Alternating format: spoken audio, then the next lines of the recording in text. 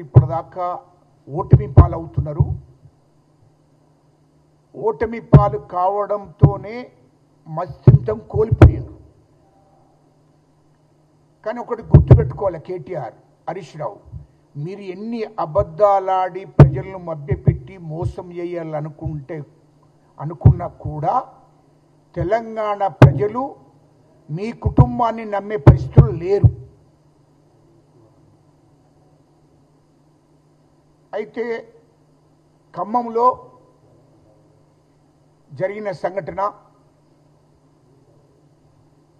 పేదవాళ్ళ ఇండ్లను కూలగొట్టారు కాంగ్రెస్ ప్రభుత్వం అనేది పచ్చి అబద్ధం. కేటీఆర్ పోయి ఈ మున్సిపల్ ఎన్నికల తర్వాత ఎక్కడ కూడా మీడియా ముందుకు రాలే. కేటీఆర్ మీడియా ముందుకు వచ్చే ముఖం లేకుండా పోయింది. ప్రజలు తగిన గుణపాఠం చెప్పింది కాబట్టే మీడియా ముందుకు రాలేదు. రాక ఏదన్నా ఒకటి కారణం దొరుకుతుంది, కారణం దొరకబట్టి పోవాలి అనే ఆలోచనతోని కేటీఆర్ ఉన్నాడు. ఖమ్మం సంఘటన, ఆ ఇండ్లు కూల్చివేతనే విషయము అది ఇప్పటి విషయం కాదు.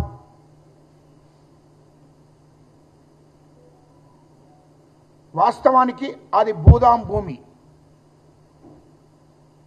భూదాము భూమిని ఆనాడు అక్కడున్నటువంటి ఒక భూస్వామి భూదాం ట్రస్ట్కు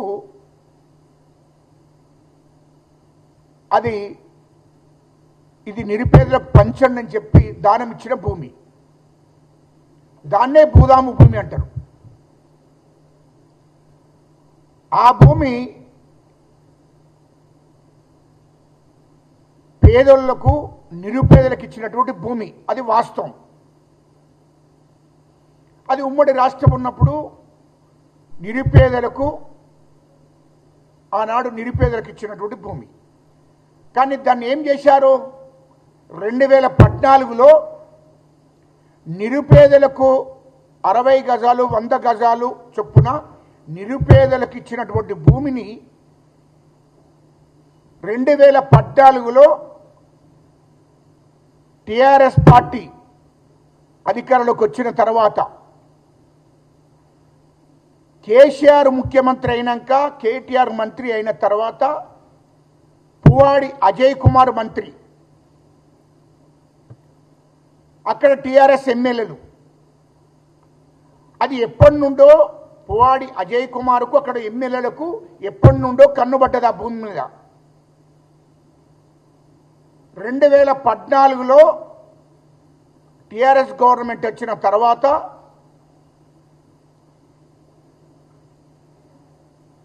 పద్నాలుగు 15 16లో ఆ భూమి ఎవరైతే నిరుపేదలు ఉన్నారో వాళ్ళను బెదిరించి అదిరించి పువ్వాడి అజయ్ కుమార్ అనుచరులు, అక్కడ ఎమ్మెల్యేలు, వాళ్ళ అనుచరులు ఆ నిరుపేదలను బెదిరించి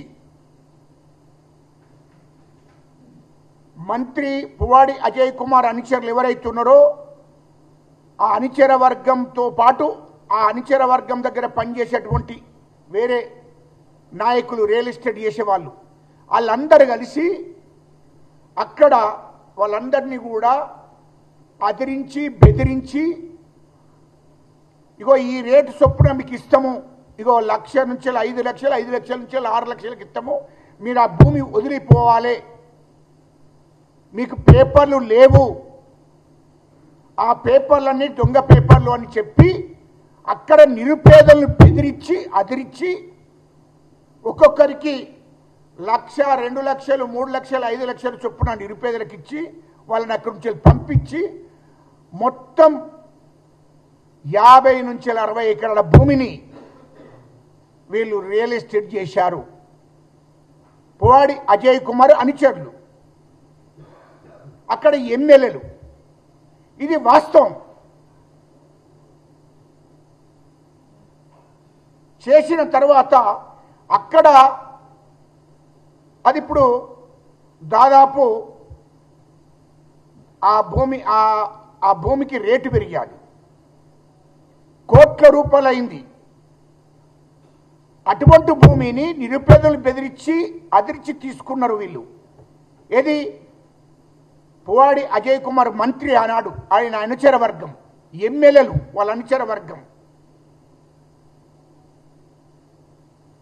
వర్గం అంతా టీఆర్ఎస్ కార్యకర్తలు వాళ్ళ అనుచర వర్గం అంతా ఆ భూమి మీద కన్నుబడి మంత్రికి ఎప్పి, ఎమ్మెల్యేలకు ఎప్పి, ఎమ్మెల్యే అనుచర వర్గము, ఇటు మంత్రి అనుచర వర్గం వీళ్ళందరూ కలిసి ఆ భూమిని నిరుపేదలను బెదిరించి ఆ భూమిని కాజేశారు. వాళ్లకు 1 లక్షకు, 2 లక్షలకు, 5 లక్షలకు, 5 లక్షలు ఇచ్చేసి ఆ భూమిని బెదిరించి తీసుకున్నారు.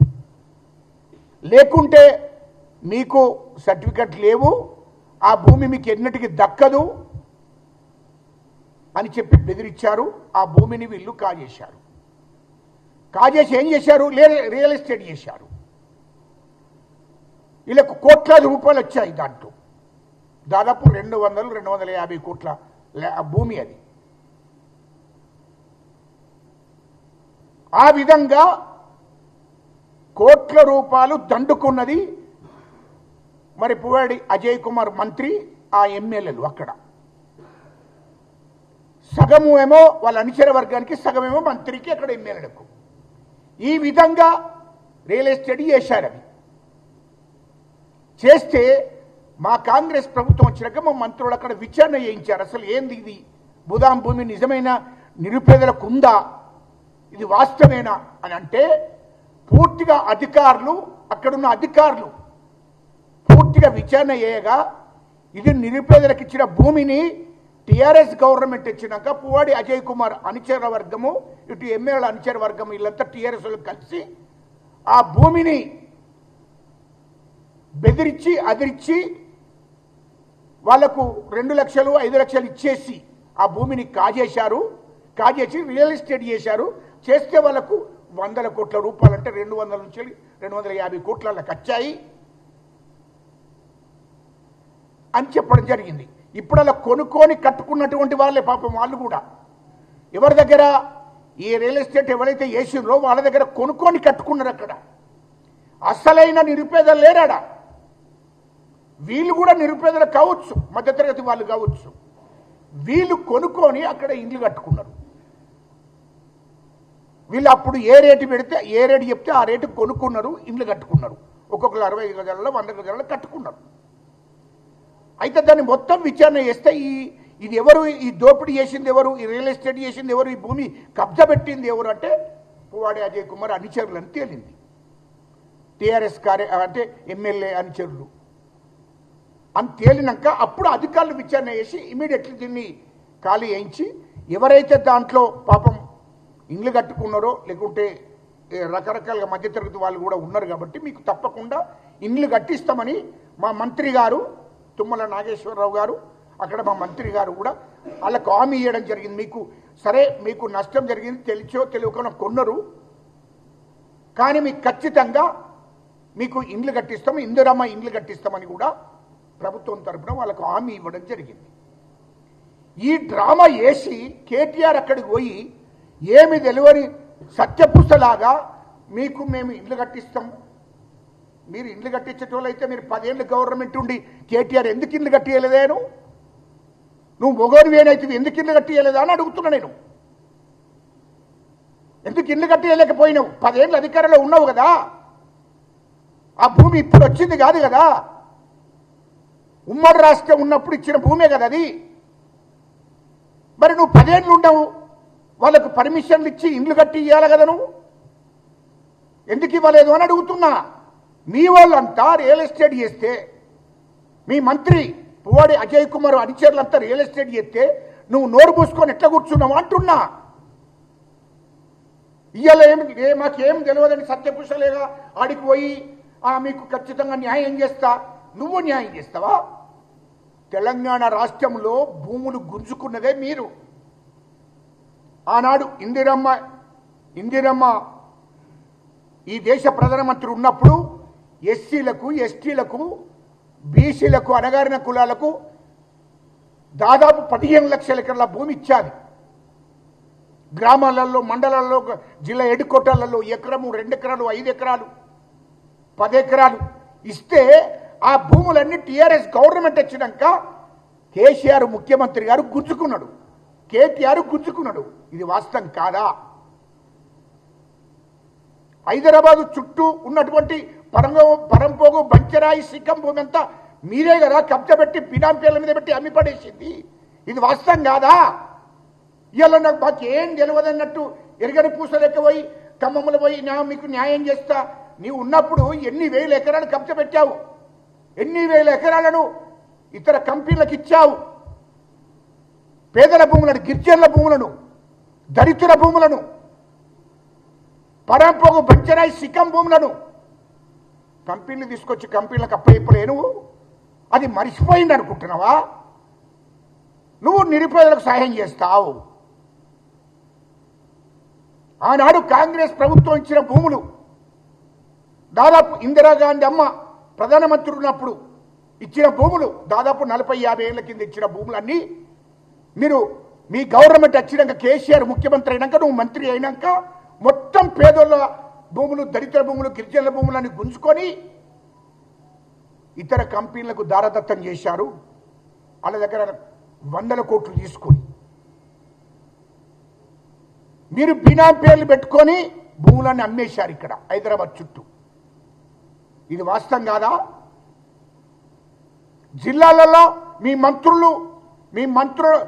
మంత్రులకు అప్పచెప్పి పరపోగు, బంచరాయి, సిక్కం భూమి, గిరిజనులు, దళితుల భూములన్నీ మొత్తం ఆనాడు కాంగ్రెస్ ప్రభుత్వం ఇచ్చిన భూములన్నీ గుంజుకొని మీ మంత్రులు అక్కడ భూములు అమ్మేసి నీ వాట నీకిచ్చారు, మంత్రుల వాట మంత్రులు తీసుకున్నాడు. ఇది వాస్తవం కాదా? ఇట్లా 100 కోట్లు, 1000 కోట్లు సంపాదించుకున్నావు నువ్వు. అది మరిచిపోయి మాట్లాడతావు ఎందుకే కేటీఆర్? నువ్వు న్యాయం చేస్తావు. అదే క్రమంలో రైతులకు బెడీలేసినావు, మాకు గిట్టుబాటు ధర ఇవ్వాలని రోడ్డు మీదకి ఎక్కితే వాళ్ళు మట్టి తిని మట్టి కక్కినటువంటి రైతు బిడ్డలు కష్టపడి పండించిన పంటకు గిట్టుబాటు ధర ఇవ్వాలంటే వాళ్ళకు బెడీలేసి జైలుకు పంపించినవు. అది మరిచిపోయినవా కేటీఆర్? నువ్వు ఆ పేదల పక్షాన ఉండే అటువంటి నాయకుడువా నువ్వు? అది ప్రజలను మభ్యపెట్టాలని చూడకు. ప్రజలు బాగా గమనిస్తున్నారు కేటీఆర్. నువ్వు అనుకుంటున్నావు, నువ్వు చెప్పిన మాటలు నమ్ముతారేమో అనుకుంటున్నావు. అది నమ్మరు. మా కాంగ్రెస్ ప్రభుత్వాన్ని, మా ముఖ్యమంత్రి గారిని బదనాం చేయాలని చూస్తున్నావు. కానీ మా ముఖ్యమంత్రి గారు పేద ప్రజల కోసమే, దళితులకు, గిరిజనులకు, అణగారిన కులాల పక్షాన పోరాడుతున్నాడు. వాళ్ళకి ఇచ్చిన హామీలను నెరవేర్చడం కోసం, వాళ్ళకు ఇందిరమ్మ ఇండ్లతో సహా వాళ్ళకి ఇచ్చినటువంటి హామీలన్నీ నెరవేర్చడం కోసం ఆ లక్ష్యం కొద్ది ముందుకు పోతున్నది. ఇవాళ ఇందిరమ్మ ఇండ్లు చూడు, వచ్చిన 2 ఏళ్లలోనే తెలంగాణ మొత్తం ఇందిరమ్మ ఇండ్లు ఇస్తున్నాం. ఇంకా 3 ఏళ్లలో ప్రతి నిరుపేద దళితునికి, గిరిజనులకు, అణగారిన కులాలకు, ఇల్లు లేని ప్రతి నిరుపేదకు ఇంకా 3 ఏళ్లలో మొత్తం గ్రామాలలో, మండలాల్లో, జిల్లాలలో కూడా ఇండ్లు అవుతాయి. అది గుర్తు పెట్టుకో అంటున్నా. నువ్వు మోసం చేసినట్టు కాదు. ఇది కాంగ్రెస్ పార్టీ, కాంగ్రెస్ ప్రభుత్వము, మా ముఖ్యమంత్రి రేవంత్ రెడ్డి గారు ఇచ్చిన హామీలన్నీ కూడా నెరవేర్చే లక్ష్యంతో ముందుకు పోతున్నాడు. అది గుర్తుపెట్టుకో.